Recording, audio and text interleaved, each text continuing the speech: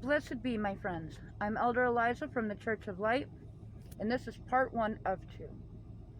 Someone in my comment section asked why it seems like I have issues with a certain political party. And I would like to be clear on something. Do I have an issue with an entire political party? Why, yes, I do. I absolutely do have issues with an entire political party and what they stand for. While I take issue with Republicans in general, I have a particular disdain for the far right-wing, MAGA-branded Republicans. Donald Trump, a man who has never had an original thought in his entire life, has led the alt-right even further down the red-pilled rabbit hole. I take particular issue with right-wing pastors like Greg Locke, the founder of Global Vision Bible Church in Mount Juliet, Tennessee. Greg Locke is the perfect example of the lunacy, hypocrisy, and bigotry that the right stands for. After his split from the NIFB, or the New Independent Fundamental Baptist Church, in 2011, Greg Locke opened his own church. Let's start with his belief that autism or ASD is caused by demons. What a joke. He threatened to throw out church members that wore masks during the height of the pandemic. When asked why he held such a stance, he said it was because we weren't in a pandemic. When asked if he knew what a pandemic was, he admitted that he didn't know. But we couldn't be in one because he had never been in one before. This douchebag is the same person that cheated on his wife in his church office, then took his wife and children to a women's shelter. According to his ex-wife, Melissa Locke, Greg Locke physically, mentally, and emotionally abused her, and I have no doubt that there's some verbal abuse in there too. When Greg Locke divorced Melissa, after cheating on her, he claimed mental illness as the reason. Funny how my vows included in sickness and in health, but I guess that wasn't in his vows. Probably what really caught my attention to Greg Locke, at least most recently, would be his claim of witches being in his congregation. Would you like to know what the source of this holiest of holy men was? A demon. Yep, a demon told Greg Locke that he had witches that worked for the devil in his church. I cannot believe that this man even has an audience. But I guess when you don't care about compassion, maybe logic goes out the window too. So, on to our next douchebag, Steven Anderson from Tempe, Arizona, who is the founder of the NIFB. This man believes and teaches to his cult members, congregation, that being gay is a sin and that makes them pedophiles.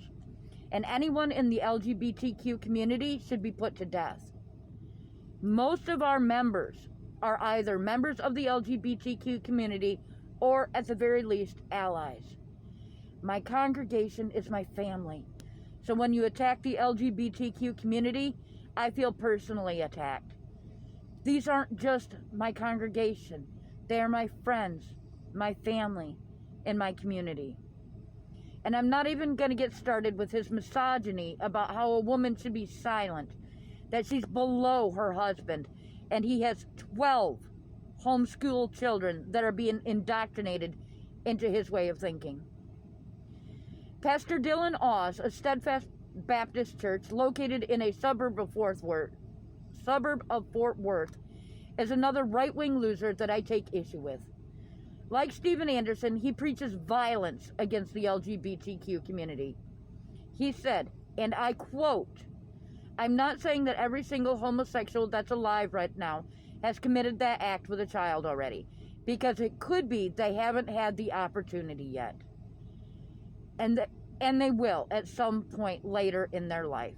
This is his explanation of calling every gay person a pedophile.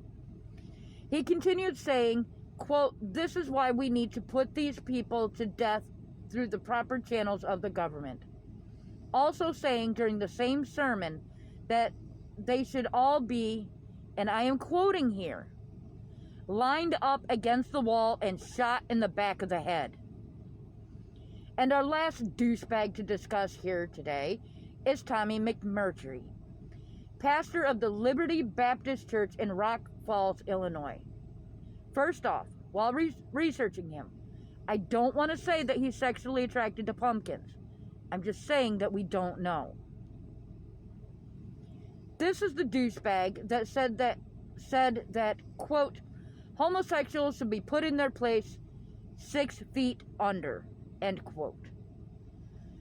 He was also the special hate preacher, guest speaker at the Make America Straight Again rally held on the 3rd anniversary of the Orlando Pulse nightclub shooting.